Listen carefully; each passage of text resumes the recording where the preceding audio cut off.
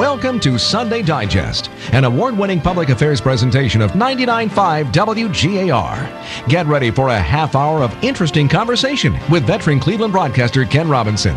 And now, here's Ken and Sunday Digest. And good morning to you. Today we talk about starting your own business. Cheryl Broussard stops by to tell us how to kiss the boss goodbye and create our own companies.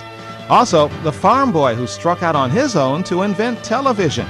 And Cleveland's hungry. The numbers are growing and local leaders are concerned. It's all coming up on today's edition of Sunday Digest. Don't go away.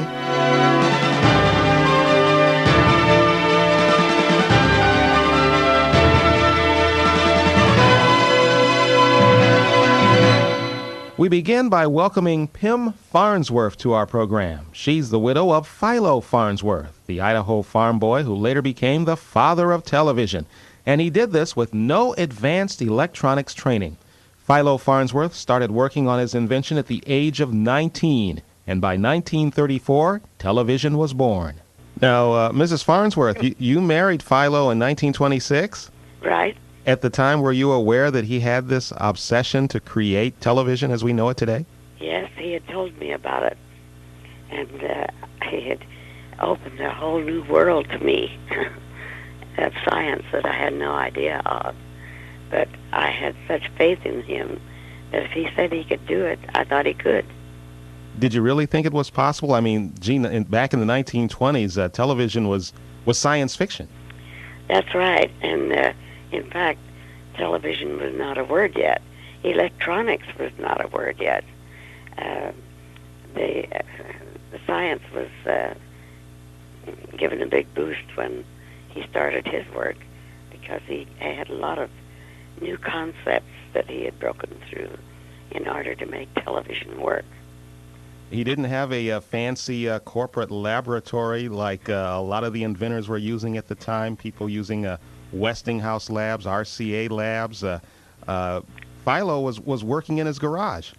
Well, at this time he was working in a loft, and we went into a bare loft, and he made he had a budget of $25,000. He told them he'd have a transmission within a year, and it was just sounded crazy to anyone who knew what was involved. But he actually found more roadblocks than he expected, but he invented his way around those and was able to produce a line picture 2 weeks within the year. What was it like to see those first images that he transmitted? It was just the only one there that had any engineering, technical,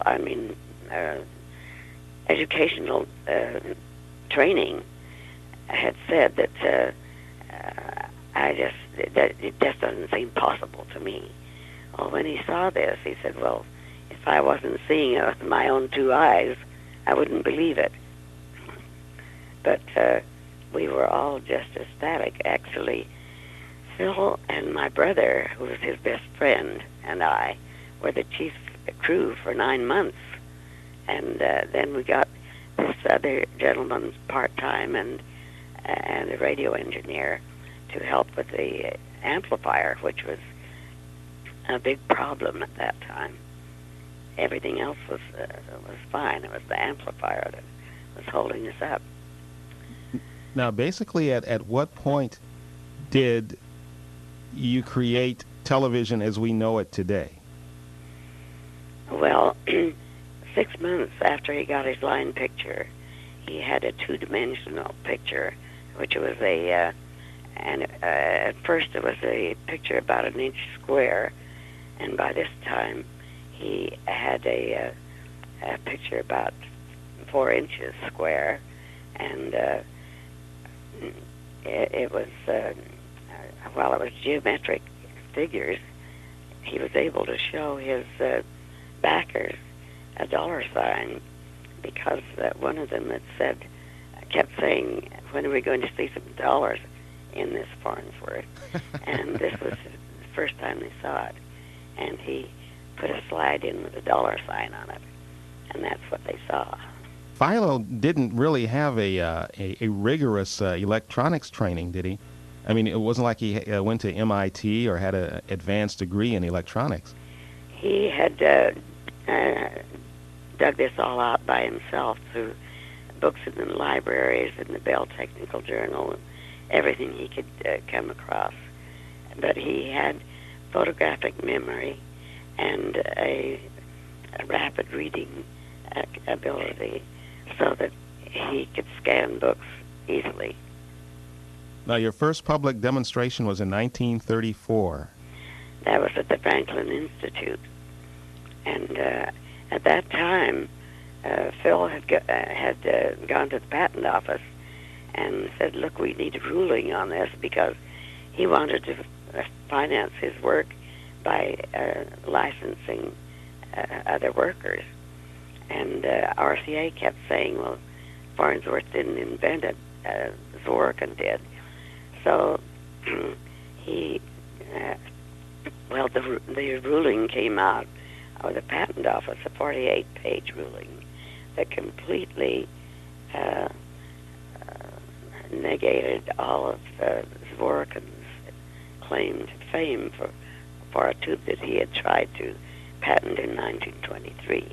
It's amazing that one man, a lone inventor, could actually come up with something as technologically advanced as television, and then take on the big guys like RCA. RCA was known as being able to browbeat inventors at the time. It's no secret there. That's right. Mm-hmm. Well, he was able to project his ideas and himself because he had the truth. He knew he had the truth. He knew he could do it, and that came through to people. When we think of television, we don't really think of Philo Farnsworth, unfortunately. We think of David Sarnoff, we think of RCA, Westing, all the big names, but we don't think of Philo Farnsworth. We know who invented the electric light. We think of Thomas Edison with that. We think of him with movies. But how come we don't think of Philo T. Farnsworth whenever we turn on that TV set? Well, because RCA's PR department was very active, and Phil used to say, historians will take care of this. We have too much to do for the future to worry about the past. But I finally decided that I had to be that historian, because historians were taking their information from things that RCA had put out. I got to mention that there is a brilliant display at the Inventors Hall of Fame in Akron, Ohio, featuring Philo Farnsworth. I've heard of that. And I've seen it, and it's absolutely wonderful. Well, thank you very much. And I got to ask you, what do you think about the state of television today? Did it grow and develop the way you thought it would while you were working in the loft? Technically, yes, but it has lost a lot of its potential. Before he died, he said he was sorry he had anything to do with it, and because of the programming. And so I said, think of all the paralyzed people can only maybe look at the ceiling. They can see a television set, and that's their window onto the world, so you can't feel that way. Well, when Neil Armstrong landed on the moon, of course that picture was sent back by a miniature camera tube, his image dissector, and he said, this is what's made it all worthwhile. Well, that's absolutely wonderful. Once again, what's the name of your book? Distant Vision, Romance and Discovery on an Invisible Frontier. And if you can't find it anywhere, you can get it by calling 801-583-9921. That's the publishers. Well, it's been an honor to talk with you, and we certainly wish you well. Pem Farnsworth, widow of Philo T. Farnsworth, the father of television. Also, the book Distant Vision by Pem Farnsworth, once again, is available in your bookstores. If not, you can call 801-583-9921 for more information. Coming up next, starting your own business. I'm Ken Robinson, and you're listening to Sunday Digest. WGAR.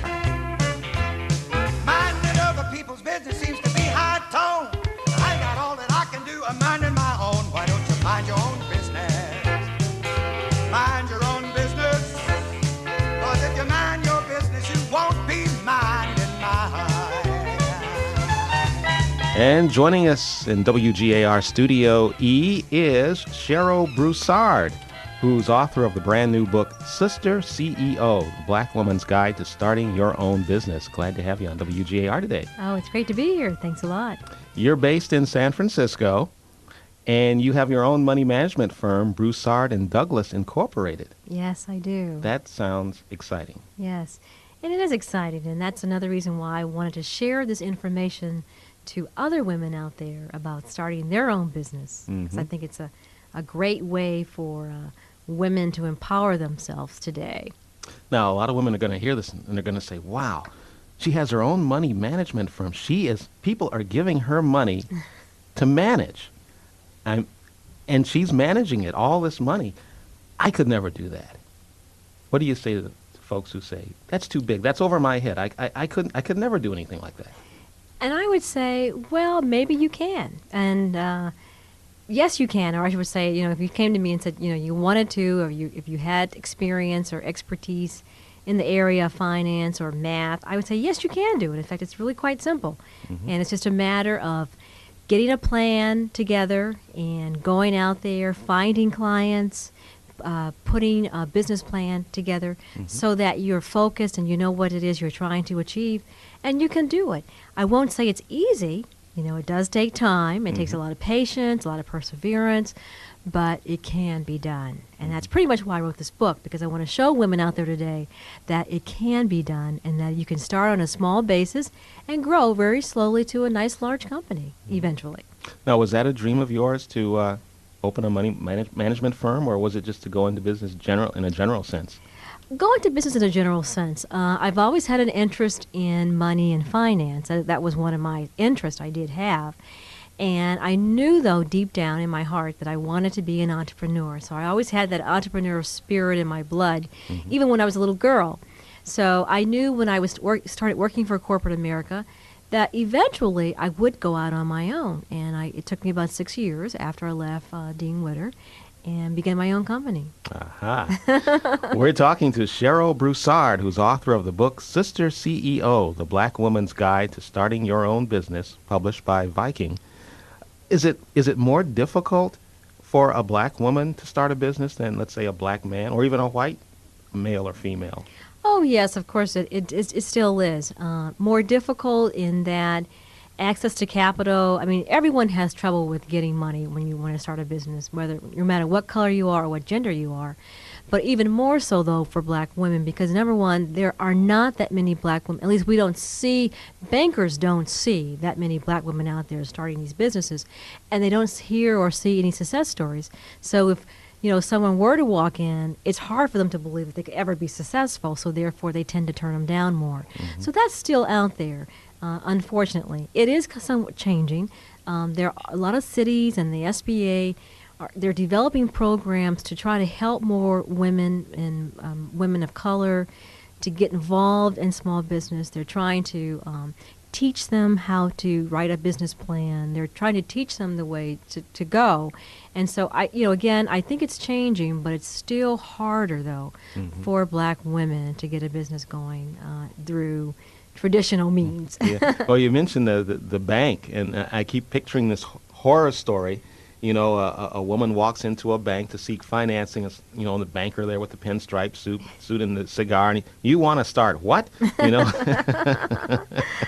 But there is that fear. We do have a fear of bankers, and bankers can be very intimidating. Absolutely. As a matter of fact, I have a great story to tell you, because in the book I have a number of women who have their own businesses, and one of the women, Catherine Hughes out of Maryland, who owns radio stations throughout the country, was trying to get a loan from a bank for her radio station, to get her first radio station. And what happened, she ended up going to 32 bankers, all men, and everyone turned her down. And she had a wonderful business plan in her hand. But what happened on the 33rd try, she met a female banker, her first day on the job, and she gave her the loan. Wow. So after the 33rd try, she gave her the money to get her to buy her first radio station. And, I asked myself, I said, gee, how many of us would have, kept at it for 33 times? I can even imagine, 5 times, someone probably would have given up.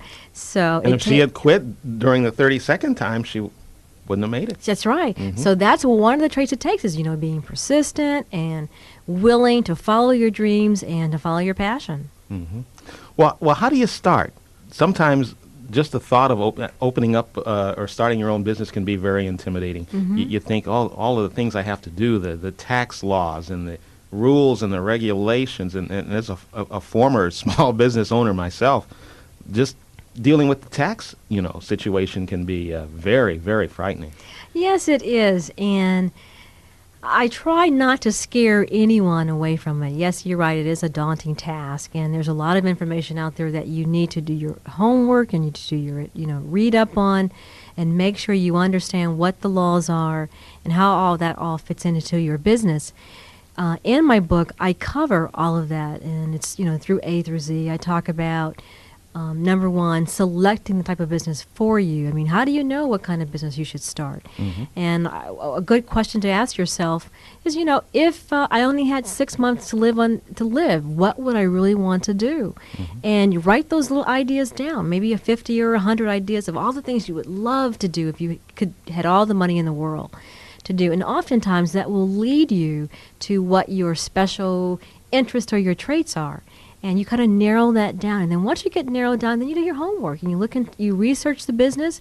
You talk to other people who have maybe similar type businesses in the area or even outside of the area, in fact, because people are more prone to talk with you if they knowing that you're not from the same area and you're not going to become their competitor. Mm-hmm.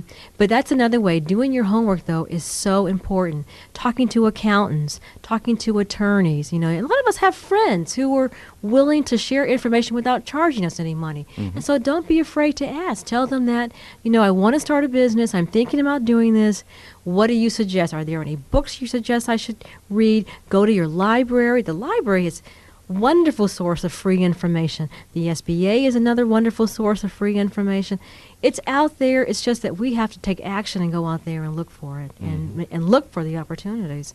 And you're right, it is a daunting task, but it's okay. And it's not going to be easy. If it were easy, everybody would be doing it. That's true. And so if you have an idea, follow through on it and don't be afraid to take that risk. Mm-hmm. Now, what about associations, groups? Are they good to join to get to know people who maybe have started businesses? Oh, yes. In fact, I have a chapter in the book on networking. And that's that sharing ideas. And that's been happening in the Old Boys Network for a very long time where they share information.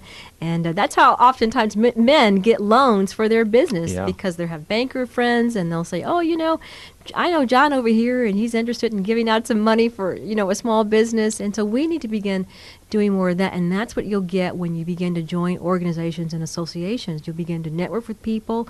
You tell people about your business. You share with them what it is you're trying to do. And even if they can't help you, they might be able to point you in the right direction to somebody who can help you. Mm-hmm. So absolutely, networking organizations are truly important. When you come up with a great idea, you can always find 10 people that'll tell you, no, it won't work. You shouldn't do it. You're wasting your time. How do you combat those negative forces that are always out there? That's a really good question. In fact, if you have 10 people telling you it won't work, it will work. And you will probably be very, very successful. So you should really, really do it if that's the case. You really have to tune them out. It's unfortunate there are a lot of people out there who will try to put limitations on yourself. They have limitations on themselves and they don't want to see you get ahead. And that will be and not, unfortunately, you will have to deal with it. And you have to tune them out and hang out with more optimistic people, those who look at the glass half full instead of half empty. We have enough negativity in our world already, so we don't need to hang around with those folks. So that's what you're going to have to do. Tune them out.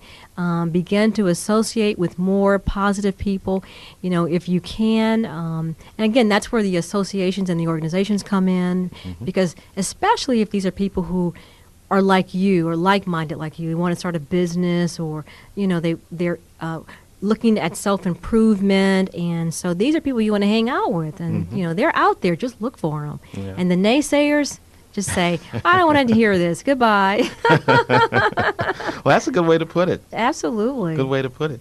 Now, what are some of the hot businesses that Black women are getting involved in these days? Well, health is one big issue, one big industry, I should say.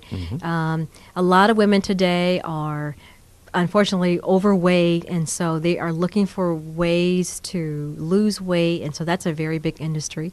The beauty care industry is still hot among African American women. The nail and beauty business, that's a hot industry. The clothing business is very, very big. But for people in my book, we have some non-traditional ones, such as the computer business, the internet. I mean, wonderful opportunities today for people who are well-versed with computers and the internet and working on the web and marketing on the web. In fact, if you have a business, you can make some wonderful money just by selling your service or your product over the internet. So it's a great opportunity. You can make money off computers instead of computers making... Absolutely. Computers are often a drain on the family budget, but you can make that money back. Right. There's a great article that came out in Success Magazine, December issue, about how to make millions at home. And one of the articles talks about making money on the web. And there was a gentleman in the article who owned a bookstore on the web. He didn't have a real bookstore. We had an official, but a office in his home selling books on the internet. Wow. And his first year, he did $17 million. So can you imagine? Yeah. So there's opportunities out there. In fact, when I was in another city, St. Louis, a black woman, someone in the audience knew of a black woman who has an import-export business on the internet, and she'd made $200,000 her first year. So the web is important. The computers are important. Non-traditional. I have another lady in the book who sells compression wear, which are garments, underwear, compression wear underwear for people who have plastic surgery, liposuction, plastic, maybe a facelift. Non-traditional business, and she's actually the manufacturer of it. She makes them out of her started off in her home with industrial sewing machines in her home. Now she has this huge business, and they're close to $2 million, and they've only been in business for about 6 or 7 years. Jeez. But selling to physicians out there, and it's just amazing. I mean, there's so many different types of businesses that you can start.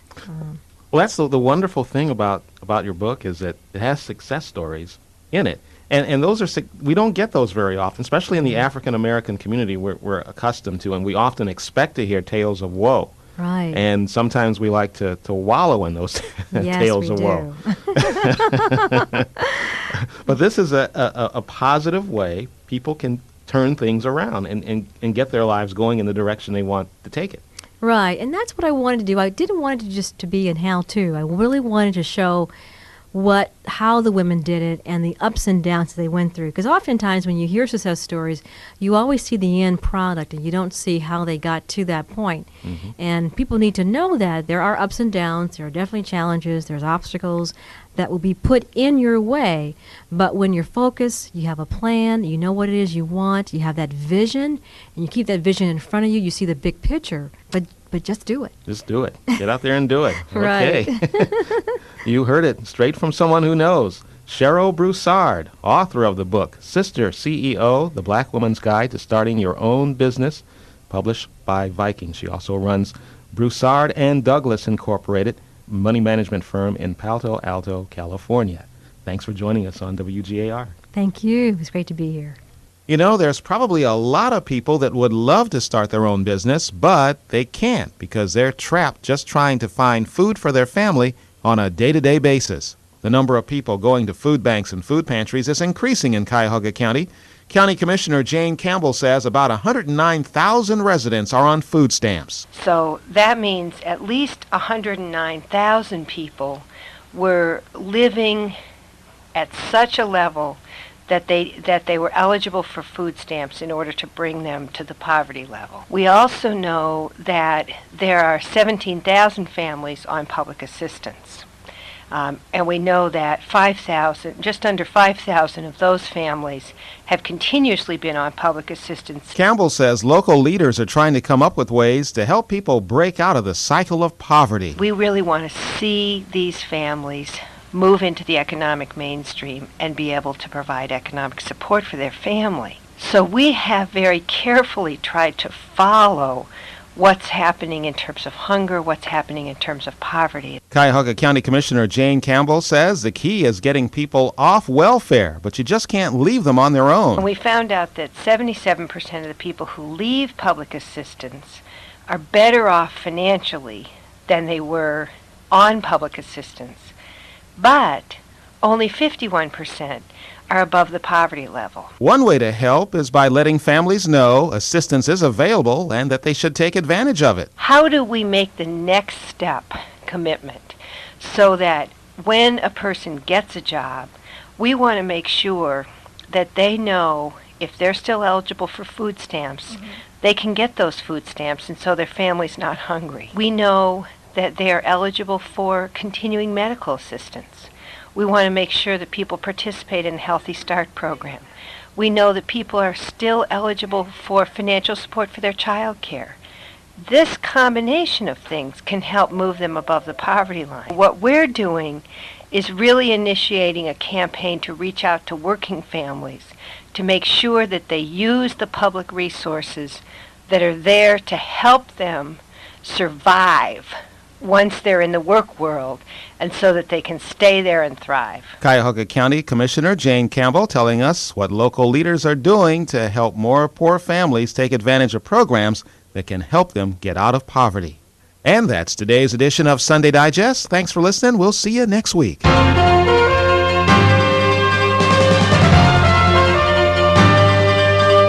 This has been Sunday Digest with WGAR's Ken Robinson, a public affairs presentation of 99.5 WGAR. The views and opinions expressed on the show were those of the participants and not necessarily those of WGAR, its staff, and management. Join us next week for another edition of Sunday Digest.